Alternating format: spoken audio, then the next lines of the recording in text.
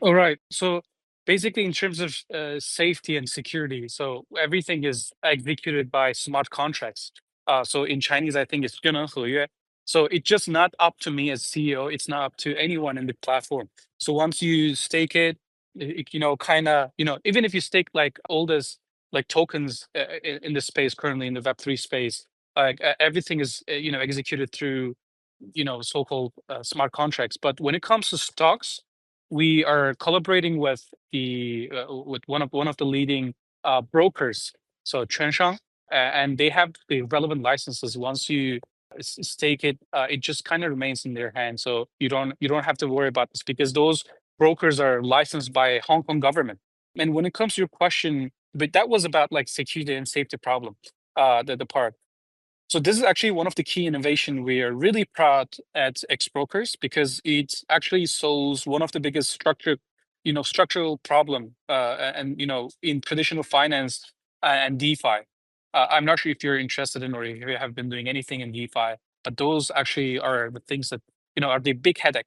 And if you look at how most platforms work today, whether it's like traditional capital market or a DeFi lending platform, they rely on 100% capital lockup model, right? You just put your tokens into specific a certain smart contract, but you have to lock it in order to get some incentives.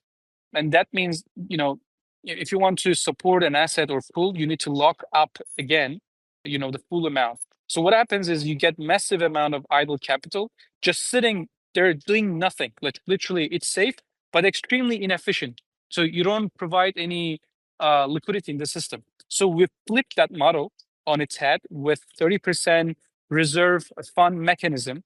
Instead of locking 100% of the fund, we only lock a portion as a reserve, and this frees the other 70% actively used. So it can flow through ecosystem. And I know that a lot of people are asking, there's like, how do we keep it safe, right? And as I said, those are like multi-security layers around it. On-chain transparency where you can verify all this details. And also we're collaborating with the local broker in Hong Kong where they have a relevant license acquired by the government. So you don't have to trust ex-broker here like fully, but there are again those licensed intermediaries that the Hong Kong government actually guarantees through. And by this way, we don't have to sacrifice our safety for anything else. 好，感谢哈肯的回答。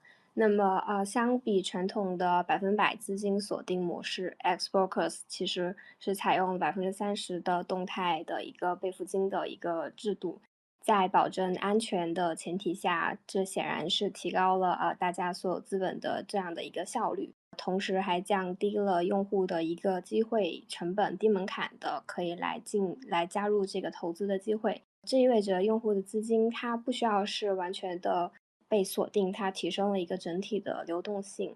此外呢，关于安全的问题的话，那很显然它是通过链上的一个透明的储备体系，我们所知道的智能合约来确保资产的安全。那么第三方面呢，是关于券商的一个资质，在这个方面的话也是完全没有问题，它是由香港政府颁发了相关的营业执照然后因此它的安全性显然是有政府背书的。